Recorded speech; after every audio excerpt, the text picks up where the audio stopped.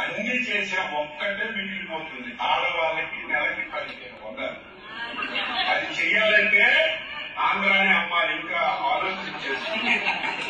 అంత అవసరం ఉంది. ఏమి చేయాలి?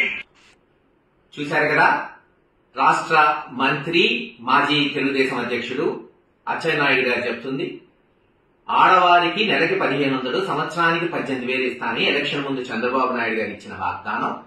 దానికి ఎండోర్స్ చేస్తూ పవన్ కళ్యాణ్ గారు సంతకాలు పెట్టి ఇల్లు పెంచారు. ఇప్పుడేమంటారు, ఆ రోజేమో సంపద సృష్టించి డబ్బులు ఇస్తానన్నారు, ఇప్పుడేమో అది ఇవ్వాలంటే ఆంధ్ర రాష్ట్రాన్ని అమ్మాలంట. అప్పుడు తెలీదా ఈ అబద్దాలు ఆడుతున్నప్పుడు? లేదు, ఇప్పుడు మోసం చేయాలి కాబట్టి ప్రజల్ని ఏది తోచిందో అది చెప్తున్నారు. కేవలం ఈ పథకమే కాదు, మీరు 20 లక్షల ఉద్యోగాలు ఇస్తా అన్నారు, ఇచ్చే వరకు 3,000 నిరుద్యోగ వృత్తి ఇస్తా అన్నారు, దానికి దిక్కు లేదు. గ్యాస్ కి రైతీలు ఇస్తా ఉన్నారు, గ్యాస్ కొట్టారు, చివరికి రైతీ మట్టుకు లేదు ఇప్పటి వరకు. అన్నదాత సుఖీభావ పేరు మార్చారు, సంవత్సరానికి 20,000 ఇస్తా అన్నారు, గత సంవత్సరం ఎగ్గొట్టారు, ఈ సంవత్సరం ఇప్పటి వరకు అతి గతి లేదు. పొలాల్లో మరి పంటలు కూడా వేస్తున్నారు రైతులు.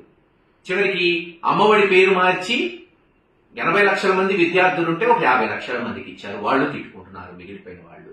ఇది రాష్ట్ర పరిస్థితి చంద్రబాబు నాయుడు గారి నాయకత్వంలో. మరోసారి మోసం చేయడానికి చేస్తున్నారు, మరోసారి చేయడానికి సమాయత్తమయ్యారు. ఎలా? ఇచ్చిన వాగ్దానాలు తుమ్మలో తొక్కాలి, ప్రజల్ని మోసం చేయాలనే దాంట్లోనే ఈరోజు మంత్రులు, ముఖ్యమంత్రి నుంచి అన్ని చేసేశారు.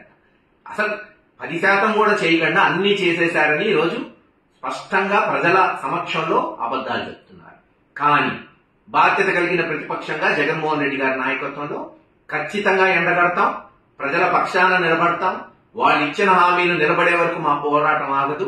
వాళ్ళు ఇలాగే అబద్దాలు చేసుకుంటూ మోసం చేస్తూ పోతే ఖచ్చితంగా త్వరలోనే ప్రజలు పెద్ద గుణపాఠమే ఈ తెలుగుదేశం నాయకులకి చేయబోతున్నారని తెలియజేస్తారు.